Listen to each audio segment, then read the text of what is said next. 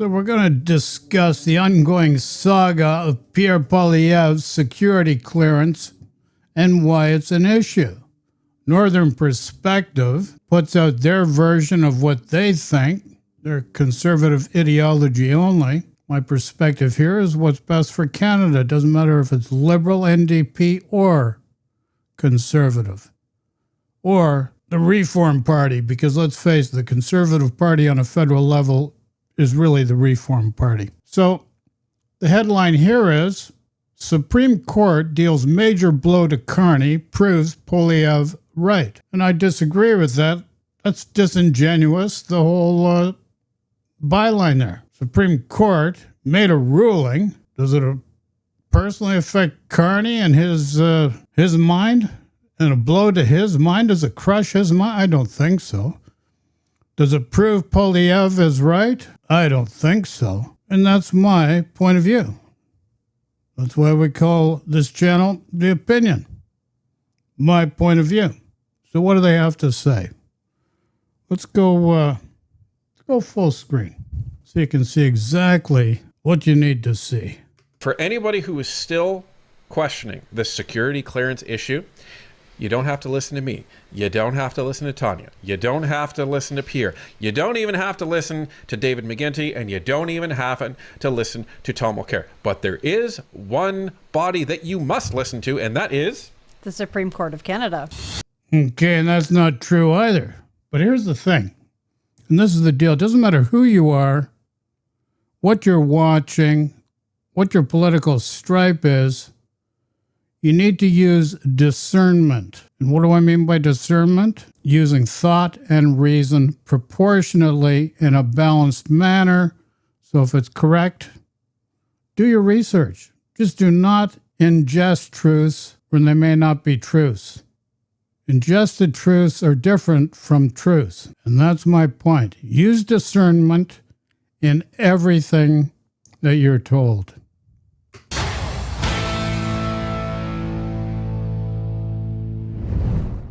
For the last 3 or so years, all we have heard from the Liberals is Pierre Poilievre refuses to get his security clearance. And why won't Pierre get his security? You always want to do the separation, right, left, Liberal, Conservative. No, this guy, Pierre Poilievre, if he wants to be Prime Minister of Canada and lead this country, he should be privy to national intelligence, the most top secret intelligence. If you're going to rule, you got to know what's going on.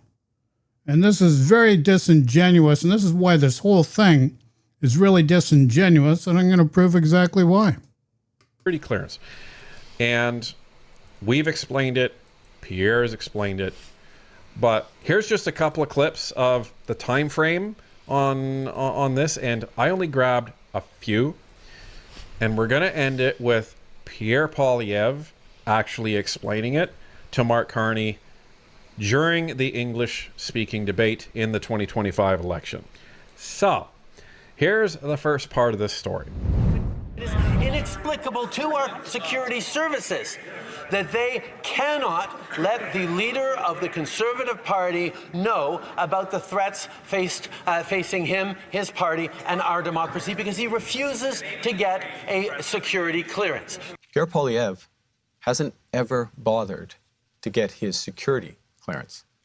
I've already, during this leadership campaign, filled out my forms. It wasn't that hard to do, I have to say, and put them in, and I fully expect to get it in the near future. And now, in the face of President Trump's threats, Pierre Poilievre still refuses to get his security clearance.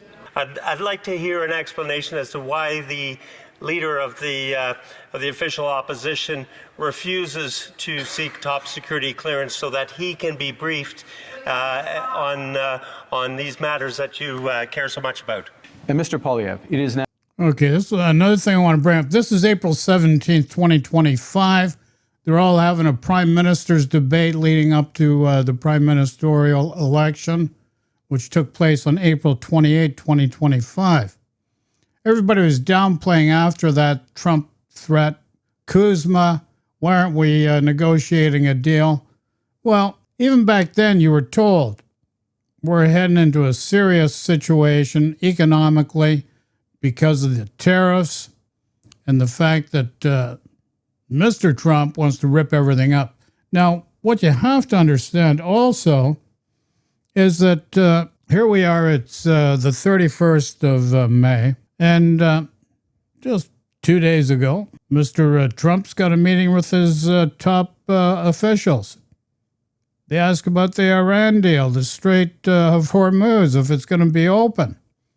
And then Oman helped negotiating earlier settlements with Iran, but that ended up going nowhere. Might have been because Trump was playing the markets and he wanted to make some money.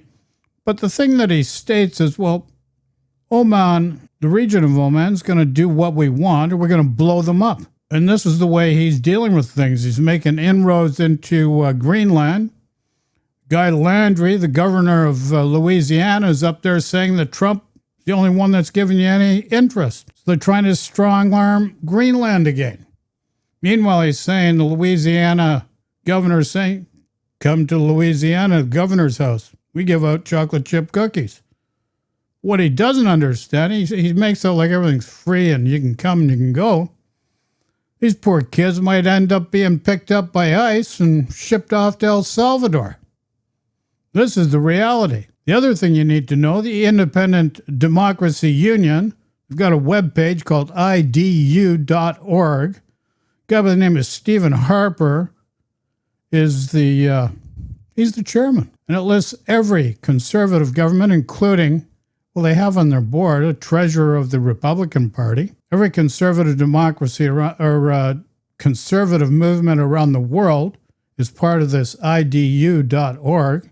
Check it out for yourself. Just the letters, idu.org, Independent Democracy Union.org. And they believe their motto is Thatcherism and Reaganism, small government. Meanwhile, based on that note, they obviously don't know how government works, doesn't know how money flows into the system, and this is why you got an affordability crisis now.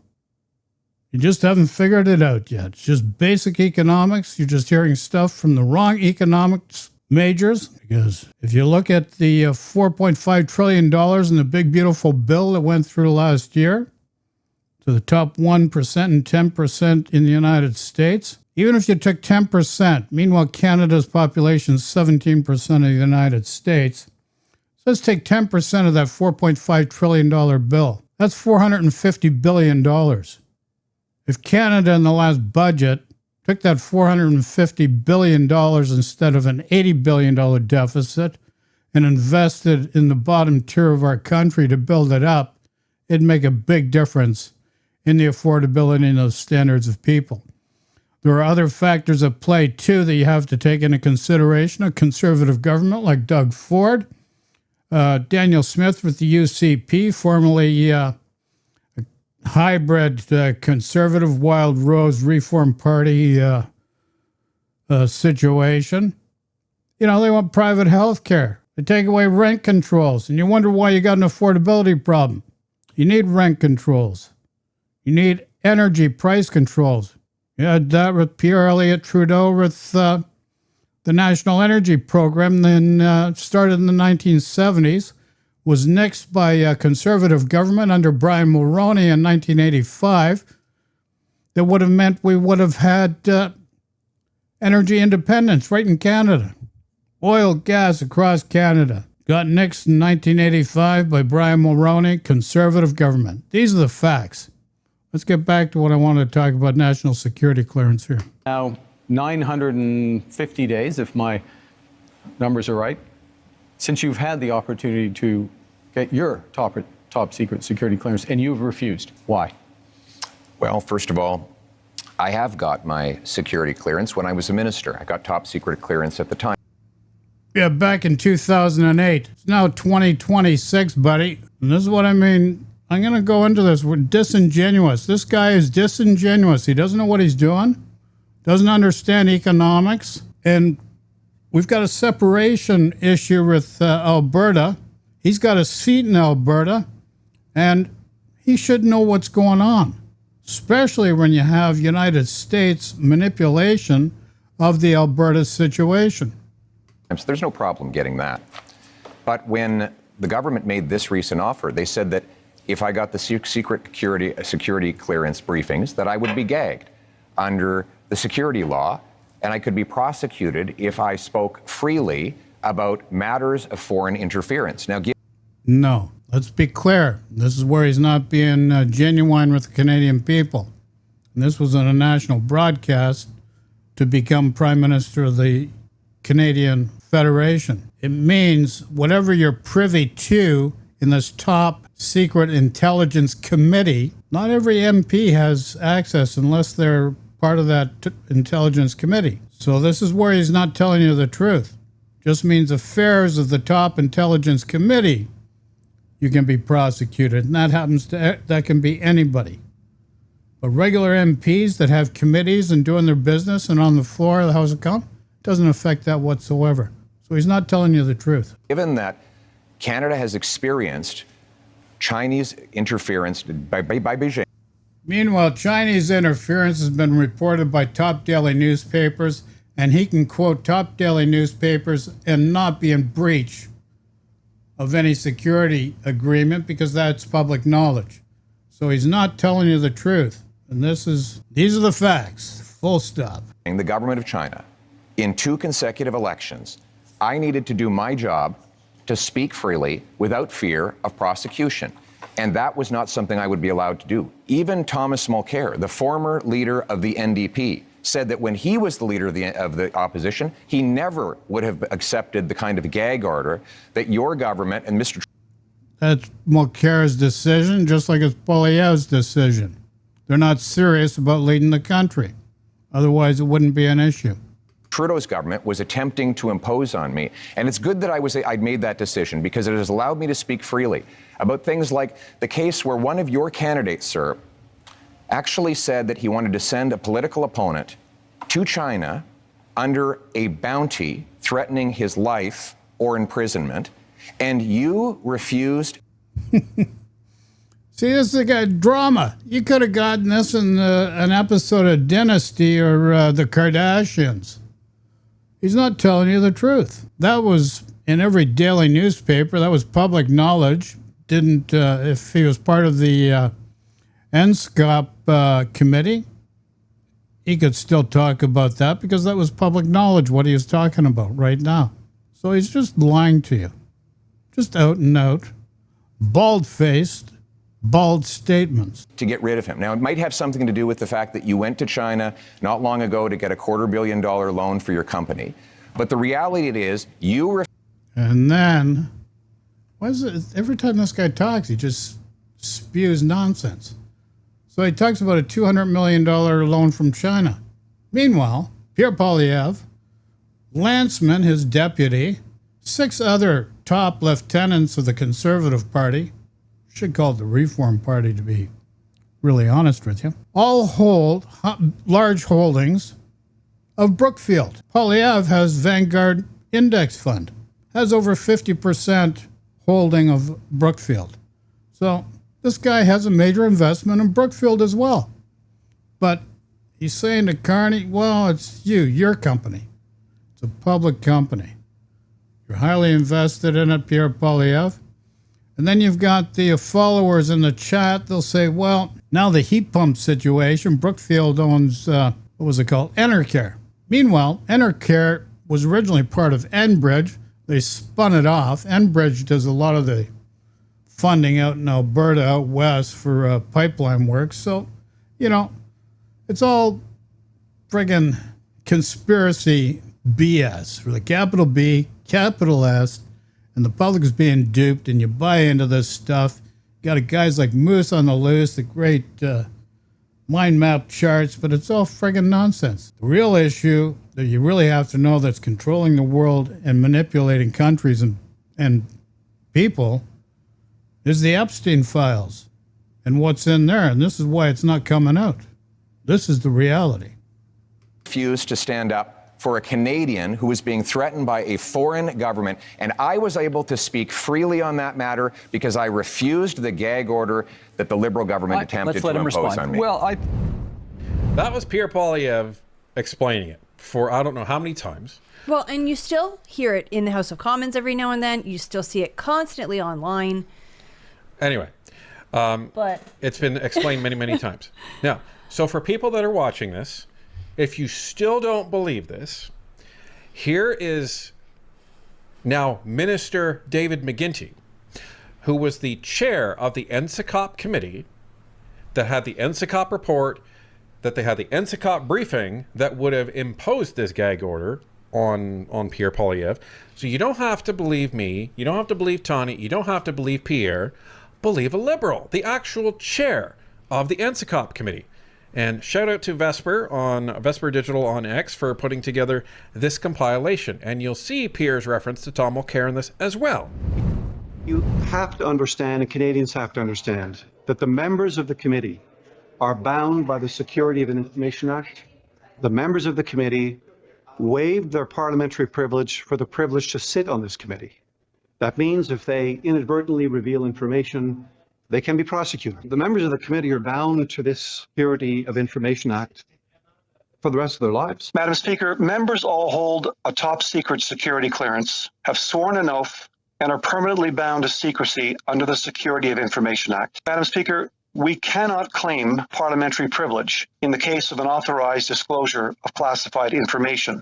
That is a point I want to emphasize.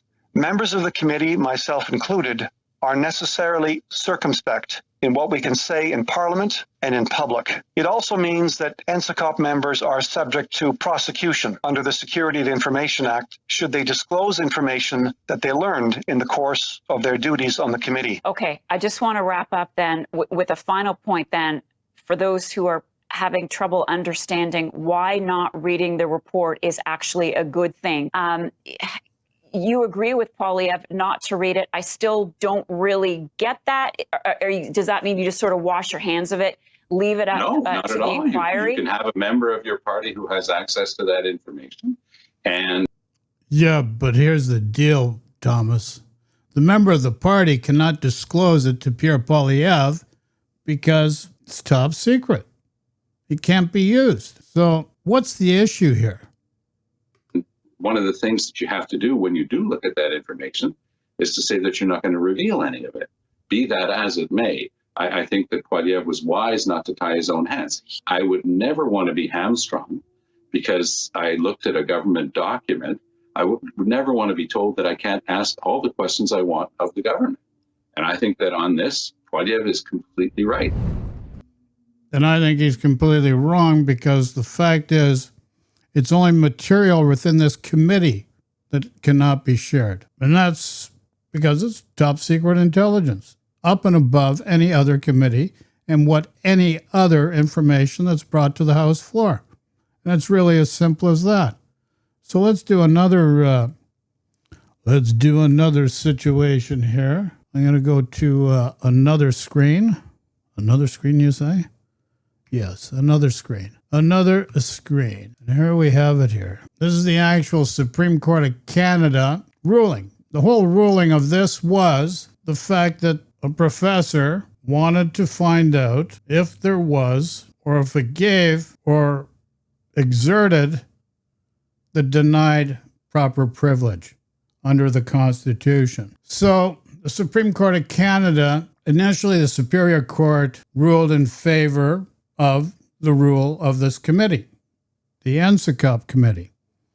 Then the Court of Appeal was appealed. The appeal court ruled against the original decision, and it was taken to the Supreme Court, and the Supreme Court upheld the original Superior Court ruling and said the appeal was without warrant. So what you have to understand is the fact that what it's stating here is the Supreme Court is stating this. The particular provisions survive, but there's a clear recognition there's a constitutional standard of which it has to be judged. So it helps preserve parliamentary privilege and a sensible understanding of the relationship parliamentary privilege has with the rest of the Constitution. So there's a clear recognition there's a constitutional limitation to what you can do with Section 18 of the security clearance. This is not only the first time the Supreme Court has said that, it's the first time that any court has said that. And it further states, the problem with the Court of Appeals decisions was that it said Section 18 could have been used for anything, including the complete elimination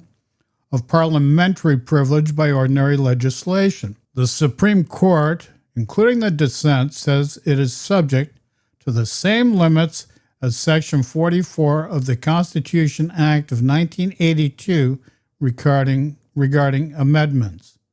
So there you go. So the fact of the matter is, this guy, Pierre Poilievre, is serious about being Prime Minister of Canada. Stop being disingenuous. And let me explain. Disingenuous means being insincere, calculating, or pretending to know less about something than you actually do. It describes behavior that gives a false appearance of frankness to mislead or manipulate others. And this is a common characteristic of every action and behavior exhibited by Pierre Poilievre in public or the House of Commons. Key characteristics: the dumb act, pretending to be ignorant or oblivious to a situation in order to avoid responsibility. And we're seeing that with Alberta and the separation.